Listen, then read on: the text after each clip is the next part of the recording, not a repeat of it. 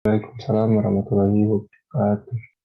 Baik, anak-anak, kita mulai saja perkuliahan kali ini. Kita masih membahas tentang refactoring dan kita juga sudah melihat bahwa ada berbagai persoalan ya di pengkodingan yang disebut dengan code smell, dan code smell yang sedang kita pelajari bernama blotters, di mana blotters ini adalah code smell yang dengan kode-kode yang terus membesar. Yang sudah kita bahas di awal adalah yang long method ya. Dan kemudian hari ini kita akan membahas mengenai blotters yang disebut dengan large class. Namun sebelum itu saya ingin juga menunjukkan ke kalian bagaimana sebetulnya melakukan refactoring itu ya, terutama dikaitkan dengan pengkodingan programnya ya. Jadi saya akan menunjukkan sumber yang saya gunakan untuk diskusi kelas kita sekarang. Ya, jadi sudah kita ketahui bersama bahwa untuk persoalan blotters yang long method, jadi long method itu metodenya long gitu, panjang ya, maka solusinya atau refaktornya, jadi untuk smell tertentu kita punya teknik atau solusi atau resepi ya tertentu. Nah, untuk blotters long method maka resepinya adalah extract method. Nah, di sini kita lihat ya bahwa extract method itu terdiri dari beberapa kegiatan.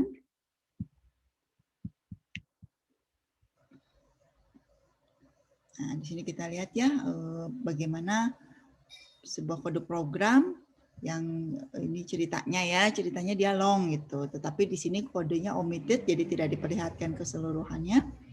Kemudian solusinya kita move separate this code to a separate new method or function and replace the old code with a call to the method. Jadi caranya adalah kalau kita memiliki metode yang terlalu panjang, ya sudah kita move aja separate code ke dalam metode baru, tetapi beberapa hal harus kita perhatikan, terutama kalau metode tersebut memiliki banyak variabel dan variabelnya menyebar di berbagai baris, sehingga kalau kita separate begitu saja, tentu saja nilai variabelnya akan terpengaruh ya.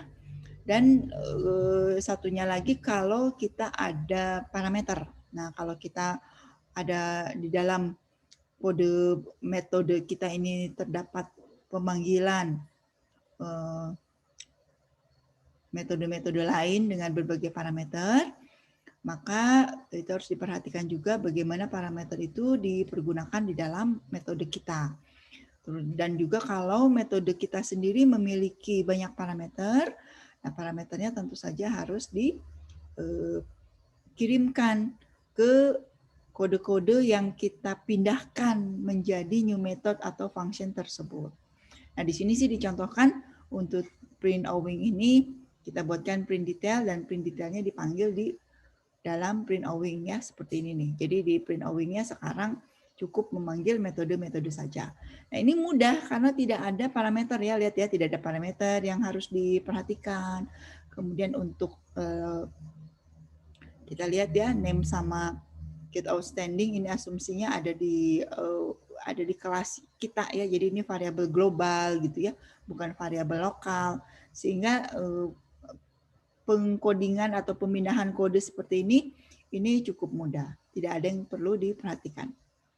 Nah, jadi refactoring ini adalah teknik untuk memperbaiki code smell, tidak mengubah fungsionalitas ya. Jadi nanti ada pasangannya untuk code smell apa, refactornya apa, dan di sini refactornya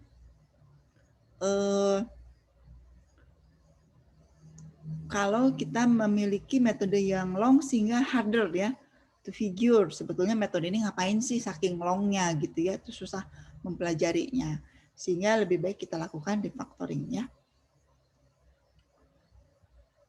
Nah, di sini benefitnya readable code.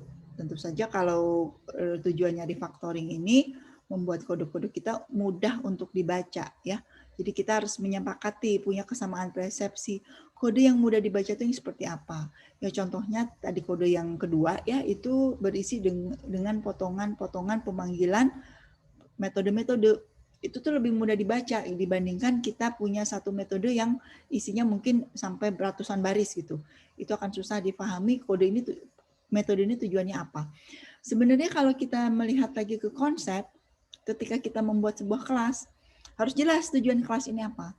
Kelas ini kelas tentang apa, tujuannya apa, jangan dicampur. Demikian juga dengan metodenya, tentu saja metodenya itu harus sesuai dengan tujuan si kelasnya, tidak bisa dicampurkan. Ya, jadi kalau kita punya metode isinya mahasiswa gitu ya, berarti kelas tersebut harusnya untuk mengelola mahasiswa dan metode-metode yang ada di dalamnya tentu saja untuk mengelola atribut yang dimiliki sebuah mahasiswa, tidak melenceng. Jadi saya tidak setuju kalau kita punya kelas mahasiswa tetapi di dalamnya ada transkrip misalnya ya, transkrip itu harus kelas terpisah. Kalau GPA oke lah dia nempel ke seorang mahasiswa ya.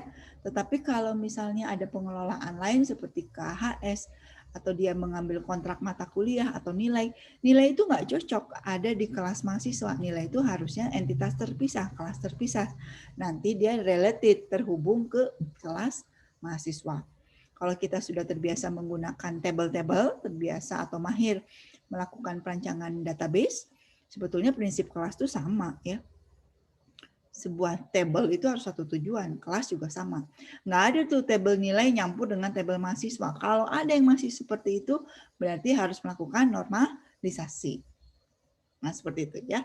Jadi ini readable code, kemudian ya jelas ya satu kelas, satu metode itu tujuannya seperti apa.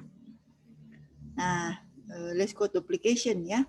Jadi kalau kita nanti ya punya kode yang perhitungannya sama, misalnya searching di mana-mana ya, seharusnya searching itu dijadikan satu metode terpisah yang nanti digunakan di berbagai kelas. Nah, itu sebetulnya mengingatkan kembali ke konsep include yang ada di dalam sebuah use case. Kalau kita memiliki fungsional dari sebuah use case dan kita lihat ada kode-kode atau skenario yang berulang yang digunakan di berbagai use case lainnya, sebaiknya dia dikeluarkan untuk menjadi sebuah use case tersendiri dan lalu di-include. Kode program juga sama, di refactoring juga prinsipnya sama. Kalau kita punya kode ya panjang, di dalamnya dalam kode terus ada searching misalnya ya, ada sorting, dan ternyata kode itu digunakan juga untuk kode-kode yang lain. Seharusnya itu dijadikan sebuah metode terpisah yang nanti dipanggil di kode lainnya, ya, di metode lainnya. Jadi akan mengakibatkan less code duplication. Itu tujuan kita. Jadi tidak ada kode-kode yang terduplikasi. Memang sih menduplikasi kode itu gampang ya. Kita tinggal copy paste gitu. Tapi begitu kode awalnya berubah, kode yang kita paste juga kan harusnya berubah. Itu mengakibatkan kita harus menelusuri sudah pernah di paste di mana aja nih. Si kode-kode kita ini sudah pernah diubah belah mana aja, versi berapa, last update yang mana. Itu akan membingungkan. Maka sebaiknya memang metode yang terlalu panjang di mana kita lihat kode panjangnya itu tersebut potensi digunakan di yang lainnya, kita refaktor. Kita ekstrak metode, pisahkan ya. Nah, ini seharusnya kita jadikan style pengkodingan kita ya, menjadikan codingan kita menjadi rapi, kemudian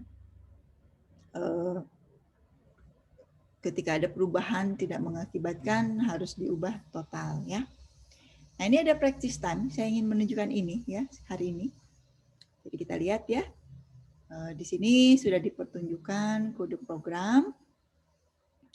Nah, di sini kode programnya dengan bahasa C# ya, tetapi kalau kita jeli sih C# ini sebetulnya tidak berbeda jauh karena sama-sama turunan C dengan PHP atau Java ya. Di sini kita lihat kita sudah punya metode yang bernama void print owing ini ya. Jadi bedanya dengan Java di sini tidak eksplisit dituliskan apakah dia public atau apa gitu ya. Tidak apa-apa ya. menggunakan C# karena ini sangat dekat dengan Java. Nanti saya tunjukkan juga yang PHP-nya kalau diperlukan ya. Nah, jadi ceritanya seperti ini codingannya. Lalu kita ingin refaktor ya. Jadi kita ya, let's take a look extract method using this function as an example ya. Nah, jadi kita akan melakukan extract method.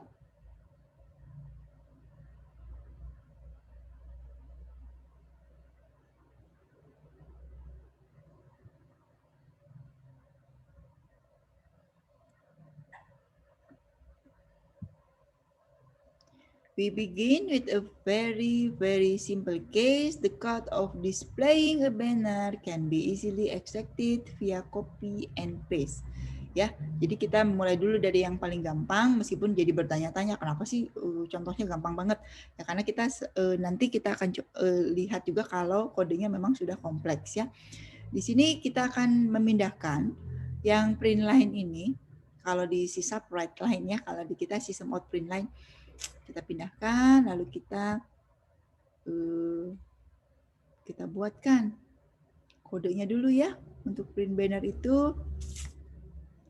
Lalu kita pindahkan yang baris 789 ke baris 24 ya. Jadi ini kode kita copy paste juga bisa, ditulis ulang juga bisa ya. Nah, seperti ini, sesederhana ini untuk refactoring ini. Tapi memang kalau kita bukan programmer yang rapih, yang tertib, yang kesempurnaan ya, mengagungkan kesempurnaan gitu, pasti cuekin aja. Jadi saya nyebutnya programmer yang keriting ya, spaghetti code gitu ya.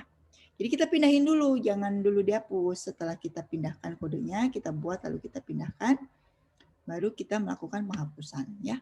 Nah, setelah penghapusan kita barulah panggil si metode barunya. Nah, kalau di sini karena tidak dilengkapi dengan kelasnya ya, omitted ya, jadi kita langsung saja memanggil metodenya ya. Nah, kita lihat di bagian atasnya ya. Jadi kalau di petunjuknya untuk refactoring ini, pertama kita create new method and name it a very that make its purpose itself. Jadi membuat nama metode itu jangan lupa disesuaikan dengan maksud dari metode tersebut. Lalu copy ya relevant code fragment to your new method, delete the new fragment from the old location and put ya pindahin gitu ya. Nah, berikutnya kita lihat di sini in the new method create parameter for passing value from the original method. Nah, jadi perhatikan ya, ini yang kompleksnya ya, bahwa kita harus memperhatikan kalau kita jalankan kode ini begitu saja, maka kita lihat ada outstanding ini ya. Maka kita perhatikan parameter-parameter yang harus dipassing. Di sini kita buat sebuah metode bernama print detail dan lalu memindahkan detailnya. Jadi kalau print banner itu hanya bannernya aja gitu secara umum. Kalau detail tergantung dari variabelnya, di sini ada name dan outstanding. Lalu berikutnya dipindahkan dan di detailnya dipanggil ya. Lalu kita coba compile. Nah, ketika di-compile akan ada error. Di sini variable outstanding dan method print detailnya is not defined katanya ya. Belum ada. Sehingga kita harus lakukan perbaikan. Nih, baru nyadar ya. Kita move ya outstanding variable, tapi outstanding ini kan sebetulnya dari sini. Masih ingat ya kode list order sama dengan order element, double outstandingnya 0,0 sini ya. Jadi orders ini merupakan sebuah list yang bertipe order. Jadi kalau kita ingin membuat codingan lengkapnya, kita bisa lihat ini ada kelas order ya. Di mana order element itu kita simpan ke order dan outstandingnya kita inisialisasi dengan 0. Name dan outstanding ini seharusnya mengacu ke sini ya. Jadi amount, jumlah order, kita ambil dari elemen order, dan di situ ada namanya juga ya. Maka kita harus convert variable to method parameter and pass it from value from the original method ya. Nih, jadi kita siapkan menjadi ada parameter. Nah, di print detail ini kita sampaikan parameternya. Lalu kita coba compile lagi. Oke. Nah, kalau sudah oke, kita bisa lanjutkan ya. Nah, pass the result and other change data back to the original method. Jadi kita kan memisahkan kode-kode program, memisahkannya menjadi beberapa metode. Jangan lupa kalau ada hasil pemanggilan, kembalikan lagi ke metode awalnya ya.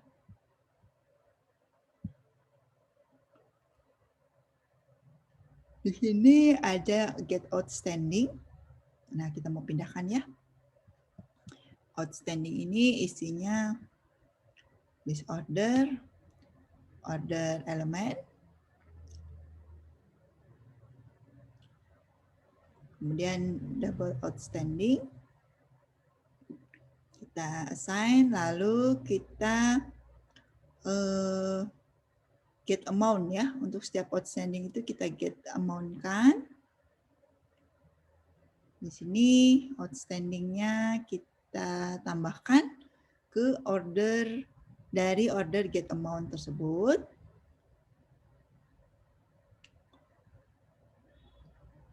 Dan kita selesaikan ya.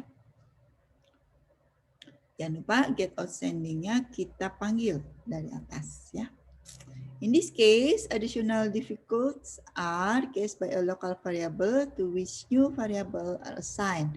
It is quite possible that this value are used in the remaining code of the main code. Di sini ada persoalan ya. Dicontohkan kode program ini meskipun seperti sederhana ternyata ada kerumitan karena ada assignment, ada variabel lokal ya. Variabel lokal di sini order dan outstanding ini merupakan variabel lokal yang nanti kalau kode program kita pecah-pecah, si variabel lokalnya juga harus ikut ke pecahan-pecahan kode program tersebut. Nah, jadi if a value assigned to parameter, you can get rid of this by using remove assign to parameter refactoring ya. Jadi kita bisa punya alternatif untuk meremove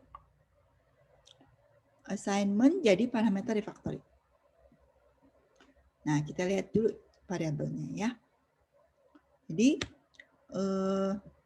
problemnya si outstanding ini di variable outstanding ini digunakan di print detail. Gitu ya.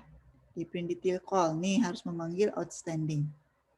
Sementara get outstanding sendiri baru dideklarasikan di get outstanding baru di sini. Jadi nanti di sini akan error karena outstanding tidak dikenali. Maka dia harus ada di pas dikembalikan nih double get outstanding. Di sini return outstandingnya ya. Jadi hasil perhitungannya outstandingnya di return.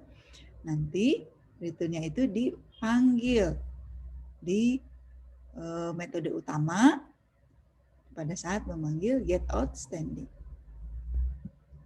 Nah, ini berjalan sudah selesai. The refactoring is complete. You can compare the old and new code if you like. Kita compare ya. Jadi yang sebelah kiri ini kode yang sudah di-refactor. Sebelah kanan kode awal. Memang kita akan bertanya-tanya, kenapa kode hasil refaktornya lebih panjang? Lebih panjang, tetapi secara fungsional kita lihat ya, di sini semua isinya adalah memanggil para metode. Sementara metode-metode kita fokus mengerjakan pekerjaannya masing-masing. Nah, kode kiri, kode kanan sama aja berjalan. Tapi kode kiri itu yang sudah direfaktor, menghindari smell ya. Sementara di kode kanan, kebetulan kodenya di sini hanya beberapa baris, tetapi kalau dibiasakan ditumpuk di satu variabel, di satu metode, dia akan menjadi panjang yang mengakibatkan persoalan bloaters, long method. Jadi metode itu sebaiknya pendek-pendek dan dipanggil terus-menerus ya untuk oleh para metode call-nya. Ini selesai untuk percobaan refactoring yang extract method. Termasuk juga persoalan kalau terjadi parameter dan variabel ya. Nah, jadi pertama, create new method and name it a way that make it purpose self-confident. Jadi caranya refactoring extract method ya pindahin aja metodenya tapi kasih nama yang sesuai dengan purpose-nya. Copy the relevant code fragment to your method, delete the fragment from its out location, and put a call for new method there instead. Ya, jadi kita pindahin lalu hapus ya. Lalu berikutnya apa? Lihat, perhatikan persoalan variable. Find all variable used in this code fragment. If they are declared inside the fragment and not used outside of it, simply leave them unchanged. They'll become local variable for new method. Jadi kita melihat ada variabel apa aja nih yang digunakan di masing-masing.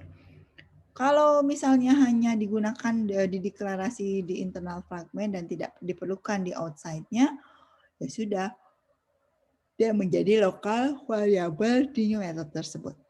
Nah, persoalannya kalau if the variable are declared prior to the code that you extracting, you will need to pass this variable to parameters of new method in order to use value previously contained in them. Jadi kalau yang tadi ya si get outstanding itu outstandingnya ya harus dipassing, dikirim sehingga kita metode utamanya bisa mendapatkan hasil dari outstanding tersebut. Sometimes it easier to get rid of this variable by resorting to replace them with query. Jadi bisa aja nanti variabel-variabel tersebut kita siapkan menjadi sebuah kelas ya. Itu lebih mudah. Nah, ini checklist dari refactoring. Kalau sudah selesai, kita bisa move on ke yang lainnya ya. Jadi refactoring yang kita pelajari ini extract method ya di sini. Jadi kalau sebelumnya kita tahu smell-nya apa, lalu kita tahu refactoring-nya apa. Nah, refactoring itu sebetulnya ada beberapa kelompok juga ya. Nanti kita keluarkan satu persatu sesuai dengan smell-nya ya. Nah, smell di sini bloaters. Nah, jadi tekniknya namanya extract method. Dia termasuk teknik refactoring yang bernama composing method. Nah, composing method ini devoted ya to correctly composing method. Ya, in most case, excessive long method are the root of an all evil. Ya, the vagaries of code inside this method conceal the execution logic and make the method extremely hard to understand and even harder to change. The refactoring technique in this group streamline method, remove code duplication, and pave the way for future improvement. Nah, jadi extract method tuh masuk ke refactoring yang bernama composing method ya. Jadi teknik refactoring ini dikhususkan untuk mengelola metode-metode umumnya yang tadi excessive long method ya. Ini the root of all evil ya. Jadi persoalan-persoalan itu gara-gara metodenya long. Nah, jadi kita punya extract method, tapi selain extract method kita juga punya ya 3 lagi sebetulnya ya. Mari kita lihat satu-satu. Jadi cara belajarnya kita tahu dulu smell-nya apa, lalu kita selesaikan smell tersebut dengan refactoring yang cocok. Nah, kalau inline method itu when a method body is more obvious than the method itself, use this technique. Caranya replace call the method with the method content and delete the method itself. Oh, ini kalau ini nanti kita lihat ya. Kalau extract variable You have an excessive that is hard to understand. That's the result of excess. Ini kalau kita memiliki variabel terlalu banyak ya, sampai hard to understand. Nah, press the result or expression or its part to in separate variable that are self-explanatory. Jadi ini sih persoalan extra variable. Kalau kita memiliki variabel yang terlalu banyak.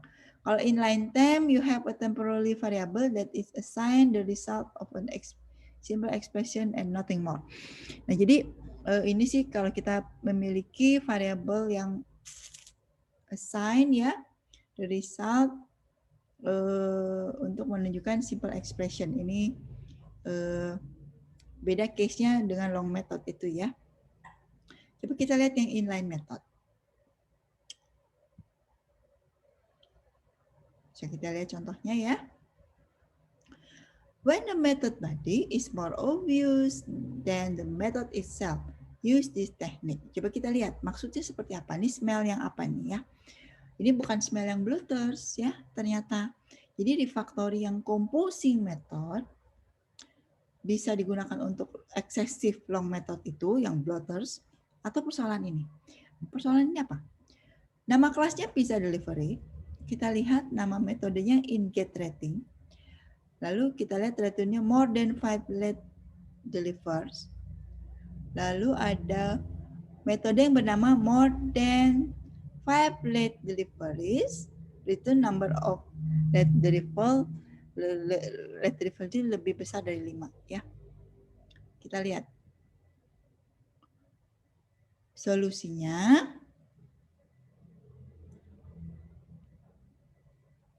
kita langsung saja mereturnkan metode yang dipisah tadi ya. Langsung kita return number of late variable-nya seperti ini. Jadi kalau di sebelah kiri, ini kan get rating. Rating ini kita harus mengecek. Rating ini ceritanya kan pengiriman pizza ya. Jadi kita mengecek kalau lebih dari 5 menit. Berapa sih yang pengirimannya lebih dari, terlambatnya lebih dari 5, more than 5 late delivery ya. Jadi lebih dari 5 late delivery.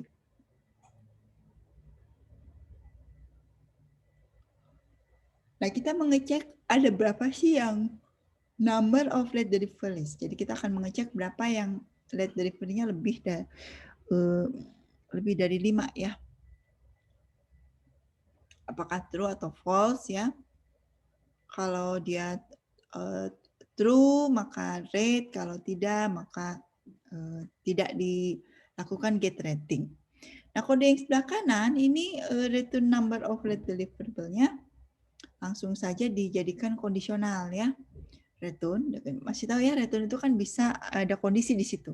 Jadi di sini return, lalu kalau dia lebih besar dari 5, lakukanlah 2 atau 1. Nah, kenapa kita harus merefactor ini? Nah, ini a method simply delegate to another method in itself. This delegation is no problem. But when there are many such methods, they become a confusing tangle that hard to sort through. Nah, jadi di sini kita bisa lihat bahwa ini nama persoalan delegate ya, bahwa metodenya ini delegate ke another method, tetapi nanti kalau banyak sekali metode yang terdelegasi itu ya, nanti akan bikin confusing gitu dan akan menyulitkan.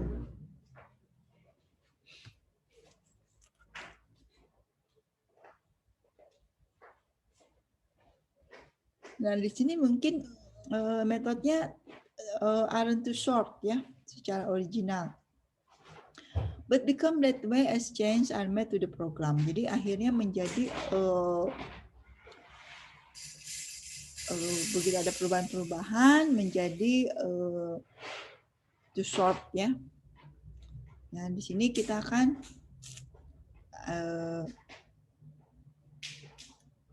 refactor, kita rapikan. Nah, ini kebalikannya ya. Minimizing the number of unneeded method to make the code more straightforward. Jadi kalau yang refactoring yang ini, inline method ini kebalikannya, kalau extract itu ngeluarin, kalau inline itu justru metode-metode yang sudah banyak ini kita gabung-gabungkan agar supaya lebih ringkas. Nah, kita make sure the method isn't redefined subclasses.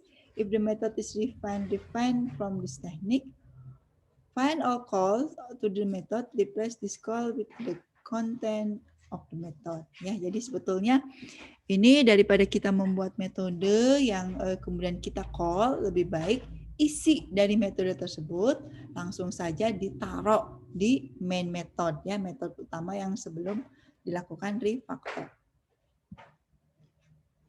Jangan lupa kita hapuskan untuk metode yang setelahnya, ya. Nah, ini kita sudah tahu ada extract method sama inline method. Tapi yang untuk blotter sebetulnya extract method, ya. Jadi kalau kita balik lagi belajarnya smell-nya dulu, nanti refactoringnya apa, banyak ya caranya. Salah satunya adalah extract method. Nah, jadi kalau kebalikannya ya, kalau kita belajarnya hanya refactornya aja, jadi kita belajar berbagai refactor tidak berangkat dari problem, maka kita dikelompokkan refactoring itu yang pertama adalah composing method. Jadi composing method itu memastikan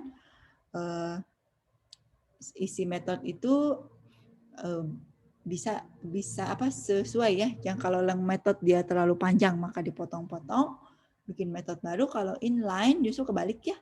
Inline method itu ada metode-metode yang isinya lebih diperlukan gitu daripada si metodenya itu sendiri. Ya sudah isinya saja diambil, disampaikan ke metode utama. Nah, ini problem kalau you have temporary variable that assign the result of a simple expression and nothing more.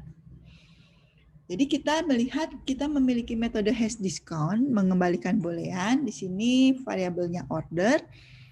Lalu ordernya ini ada base price-nya ya. Jadi kalau base price-nya ini berdasarkan order itu sama dengan, maka mereturn base price lebih besar dari ordernya. Nah, daripada seperti itu, kita bisa menghitung, ini kan base price itu berarti sebuah metode nih. Kita memperbaikinya, refaktornya, hash discount-nya menjadi seperti ini. Return order base price lebih besar dari 1000. Jadi di dalam return itu ada pengkondisian langsung ya. Hasilnya langsung ditampilkan.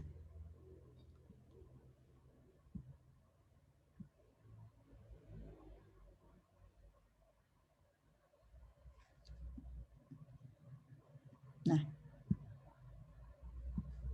ini kita checklist ya kalau sudah selesai.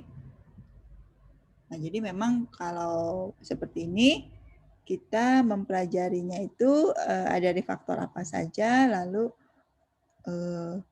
tekniknya ada apa aja.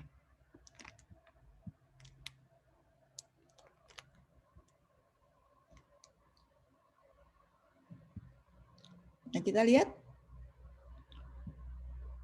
Ini yang minggu lalu kita jelaskan. Jadi kalau kita melihat replace the result of an expression in local variable for later use in your code. Jadi di sini persoalannya kita membuat local variable. Lalu local variable itu kita isi berdasarkan ini nih ya. Kalau kita lihat nih kita punya base price. Di mana base price ini sebetulnya ini nih base price. Ini lokal variabelnya ya. Lalu si base price ini digunakan sebagai pengkondisian nih di sini. Sementara pengkondisiannya itu menjadikan output dari metode ini ya, returnnya ini mau yang mana? Apakah base price dikali 0,95 atau yang bawahnya? Jadi di sini problemnya ada kita menyiapkan variabel lokal, tetapi variabel lokalnya bisa digunakan di tempat lain. Oke, kalau begitu kita lihat kode sebelahnya seperti apa. Di kode sebelahnya, calculate total tetap ada, tapi base price-nya itu dijadikan metode. Di situ base price-nya menghitung quality dikali item price. Item price-nya di-inputkan ya.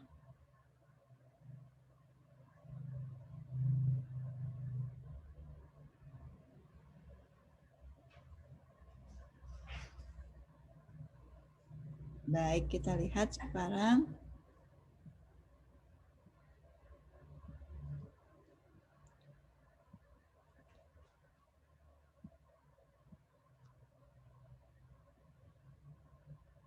Nah, ini sebetulnya sama aja prinsipnya dengan extract method ya.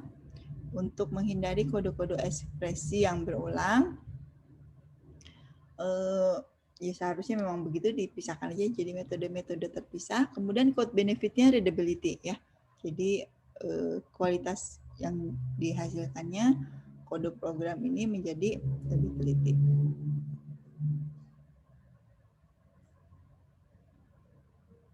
Sekarang kita lihat practice time.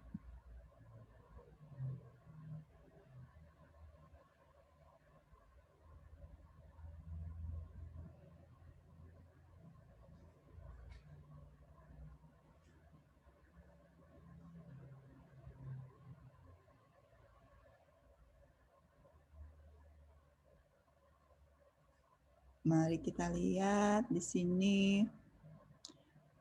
Let's look replace them with query using a single method as an example ya. Jadi ini sini. Kita punya kelas produk, di kelas produknya ini ada get price, di mana di get price ini ada base price ya.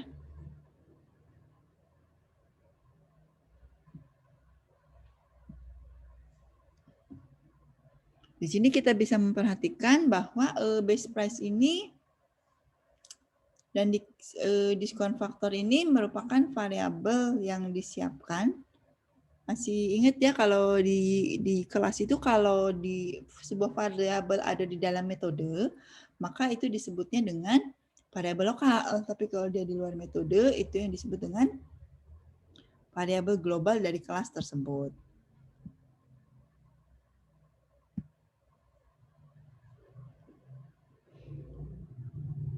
Nah, kita lihat langkah-langkahnya katanya ya. Jadi kita buatkan.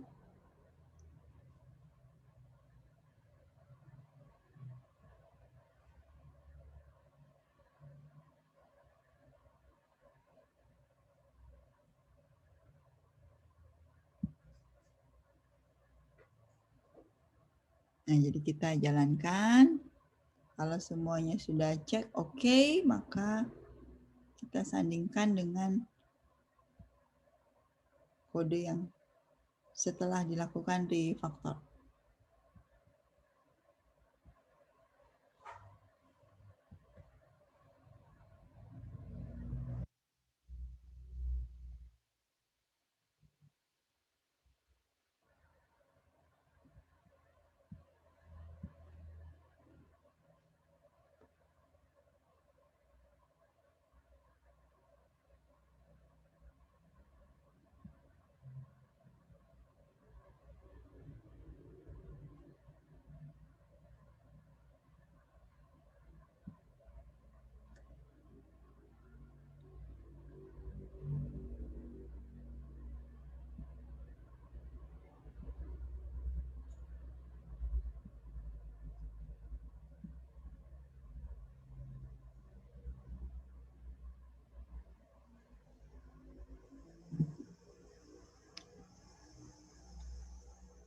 Nah, ini kita sedang melakukan refactor ya untuk diskon faktor.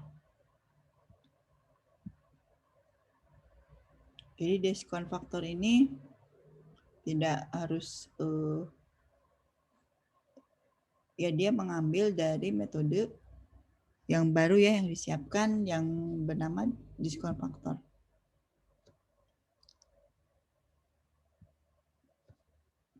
Nah, jadi yang harus kita perhatikan, how difficult it would have been to extract discount factor if we had not first replaced base factor with the method call. Ternyata menghapus juga nih ya, diskon faktornya kita buang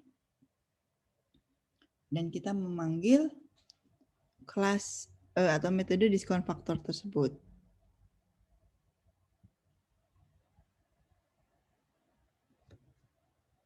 Nah, codingan yang kiri yang sudah di refaktor, yang kanan yang belum ya. Kalau lihat-lihat nggak ada bedanya. Ya rasanya nggak ada bedanya ya, barisnya sama. Tetapi kalau kita lihat yang atas ini metodenya ada dua ya, double get price dan private double diskon faktor.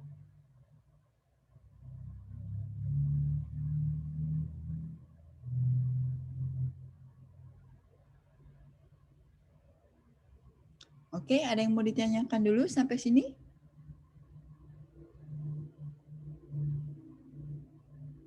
Ya, jadi pertamanya kalau ada variabel-variabel ya itu harus diperhatikan seperti apa lakukan ekstrak metodenya. Izin bertanya, Bu. Boleh silahkan. Kalau yang menu seperti Ibu, itu kursusnya harus beli ya, Bu? Yang di refactoring.guru. Oh iya, sebetulnya ya ini tuh berbayar ya. Kalau kalian mau masuk boleh. Sebetulnya saya tuh mau membolehkan anak-anak untuk mengambil sini ya. Tapi ternyata saya loginnya itu include ke Facebook. Jadi nggak bisa share akunnya. Nah, maka saya tayangin seperti ini aja mungkin ya. Jadi kalian nanti lihat rekamannya. Oh iya, Mungkin siap. ini saya nggak bisa publis supaya menghormati yang memiliki situs ini. Jadi videonya nanti saya share aja untuk dipergunakan di internal kita ya. Saya mungkin nggak akan masukkan ke YouTube. Tapi kalau slide itu karena saya ngambil referensinya saja, saya tayangkan di YouTube. Tapi kalau yang ini nggak bisa ya. Makanya saya tunjukkan dan videokan. Dan ini nggak semuanya ada praktisnya seperti itu ya. Jadi tergantung dari tema-temanya ya. Jadi yang dimaksud replace time with query itu yang tadi ya, bahwa begitu kita melihat variabel, wah ini nggak bisa dipindahin gitu aja variabelnya jadi kepotong kan nggak mungkin. Maka tekniknya itu namanya replace time with query ya. Jadi dalam rangka ekstrak method aja, dalam rangka long method yang panjang itu, ada beberapa yang harus diperhatikan, terutama terkait dengan variabel.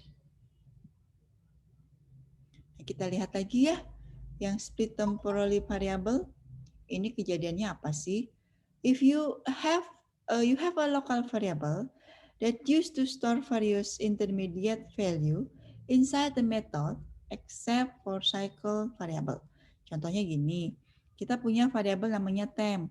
Temp ini diisi 2 kali height plus width. Biasa ya kita suka gunakan temp. Lalu console write line temp. Tempnya di write line, di system out print line. Lalu tempnya kita isi lagi dengan height dikali width lalu ditampilkan. Ini sebenarnya kode yang aneh sih menurut saya ya. Seharusnya gimana sih? Nggak usah ada variabel temp ya.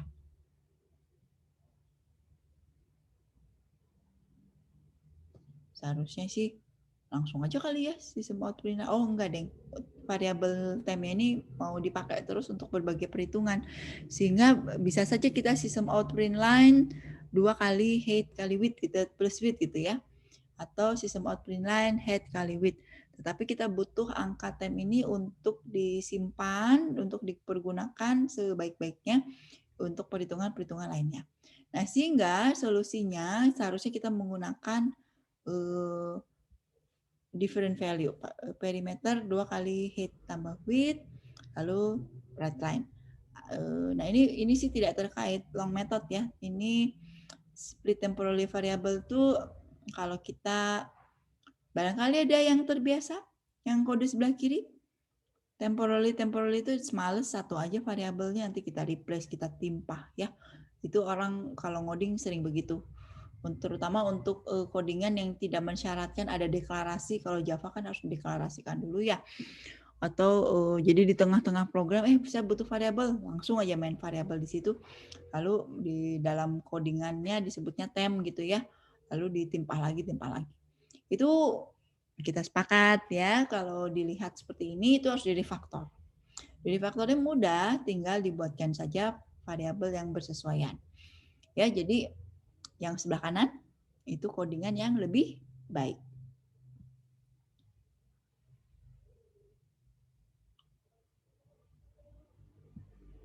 Ya, karena nama variabel itu seharusnya mencerminkan kodenya tuh untuk tentang apa gitu ya. Nah, jadi kita lihat ya, practice time. Jadi kita lihat, kita mau split ya.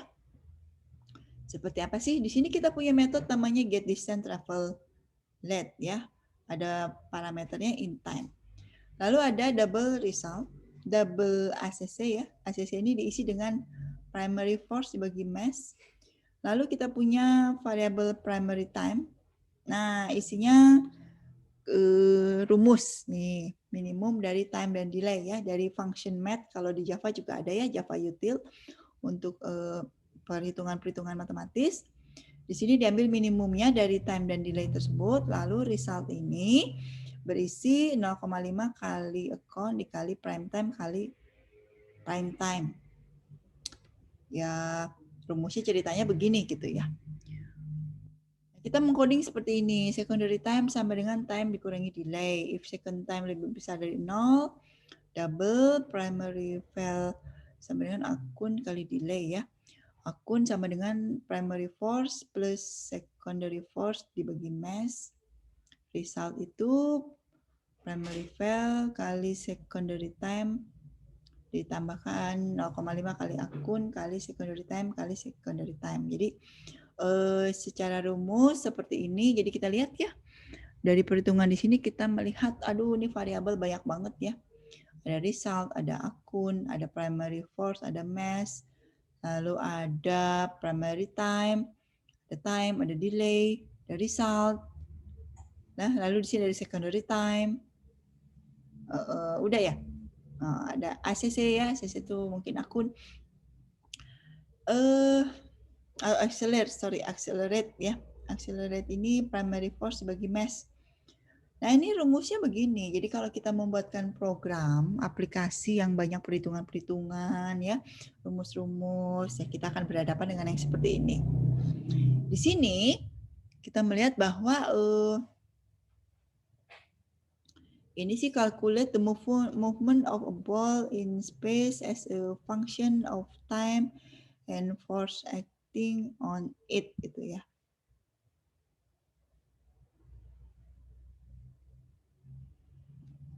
Di sini kita bisa lihat bahwa si ACC ini dipakai 2 kali ya, di baris 4 dan di baris 12. Karena sebetulnya baris 4 ini seperti deklarasi awal, accelerate itu primary force dibagi mass gitu ya. Yang baris 12 itu accelerate itu percepatan ya, atau kecepatan nih. Primary force ditambah secondary force dibagi mass. Ya ini yang 12 ini kondisi kalau secondary time-nya lebih besar dari 0. Nah, kita tetap menyimpan hasil perhitungan dibagi massa ya. Gaya pertama ditambah gaya kedua dibagi massa ya, itu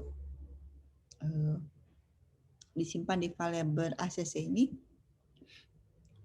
Lalu kita lihat it perform two tasks. It contain the initial acceleration caused by the first force ya. Jadi akselerasi pertama ini gaya dibagi massa. Tapi kalau ada secondary time, kita gunakan lagi accelerate ini ya. Acceleration ini kalau secondary force-nya ini lebih besar dari 0 dan secondary time-nya ini time dikurangi delay.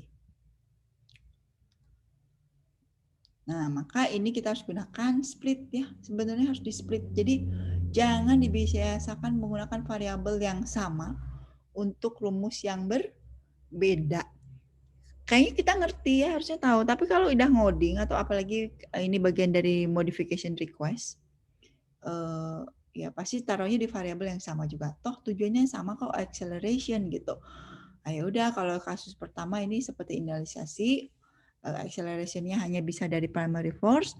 Tapi kalau kita berbicara tentang rumus fisika ya, acceleration itu ternyata primary force plus secondary force dibagi massa. Nah, maka harus diapakan? Ini harus di changing the name of the variable. For this purpose, it's convenient to select a name that reflect the first use of the variable. Ya udah, kita kasih nama primary acceleration. We will also declare it constant to make sure that the value is assigned only once. Nah, jadi kita kalau di C itu ada yang namanya konstan ya, supaya tidak bisa diulang ya.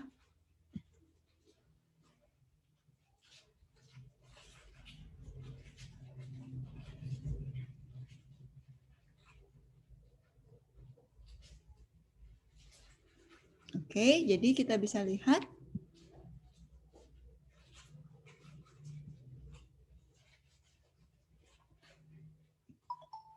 ya, untuk kode-kode yang variabel-variabel yang digunakan berulang ya, maka kita pastikan caranya ya. Ya caranya mudah sebetulnya, buatlah menjadi variabel baru. Repeat as needed for places where the variable is assigned a different name. Jadi kalau kita nemu lagi ya beri nama yang sesuai. Nah, refactoring is complete, kita bandingkan.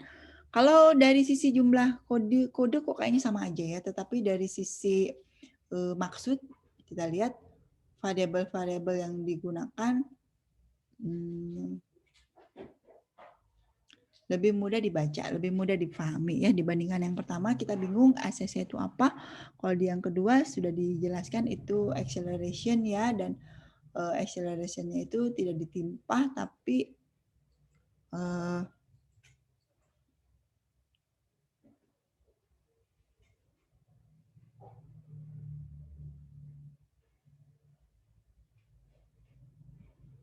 ACC yang pertama menjadi primary acceleration, sedangkan ACC yang kedua menjadi secondary acceleration.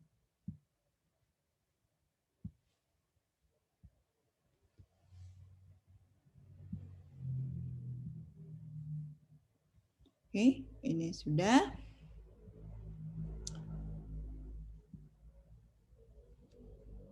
Nah, jangan lupa di checklist. Kalau di sana kita bicara tentang variabel yang banyak, kita should rename variable ya, with a name that correspondent to the value being assigned. Jadi tolonglah buat variabel itu sesuaikan dengan yang di-assign ya, kemudian use the name instead the old one places where this value of a variable is used.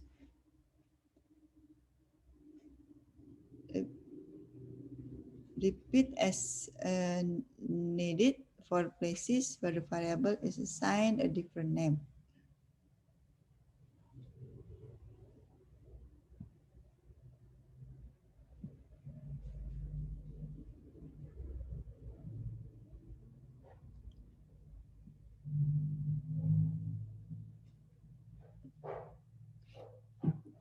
Ada yang mau ditanyakan? Seharusnya kita nyobain ya programnya, tapi memang di refactor ini kode-kode programnya potongan-potongan saja ya. Oke, jadi ini kalau pakai situs ini semuanya bahasnya dari refactornya. Sementara kalau dari slide kita bahas smell-nya dulu gitu ya. Jadi kita samakan dulu persepsi smell ini apa aja sih, lalu harus diapakan. Nanti si smell tersebut dicarikan teknik refactor yang paling sesuai. Nah, kita kalau kita lanjutkan ini akan masuk ke berbagai teknik refactor.